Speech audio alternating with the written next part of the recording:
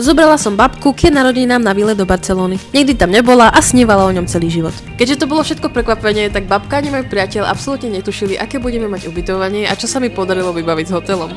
Bol to veľmi krásny apartmán a hlavne čo sa babke páčilo, tak to bol ten výhľad na more hneď vedľa postele. Keďže babka má už svoj vek, ale stále toho chcela pochodiť viac, tak sme si našli turistický autobus, ktorý nás povozil po viacerých miestach. Išli sme aj okolo štadióna Camp Nou, ktorý sa stále prerába, pretože majú nejaké problémy s unikovými východmi.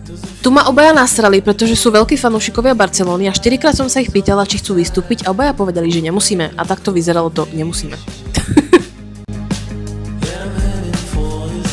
Povedali sme si, že už keď sme tu, tak si pozrieme aj akvárium. Bolo to celkom pekné a myslím si, že to určite stalo za tie peniaze. Taktiež som ju naučila jesť aj moje obľúbené morské plody, no zrovna kremety ja fakt nemusím. Babka celú dobu hovorila o futbalovom zápase a tak mala od priateľa prekvapenie. Babka, už by si povedala, že chceme tiež, tak oznáme, že ideme na futbal. Všetko najlepšie.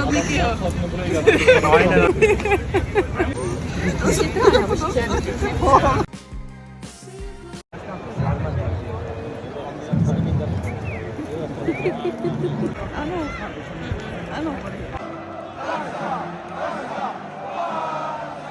Ja fanúšik nie som, ale bol to veľký zážitok a dúfam, že si to užili.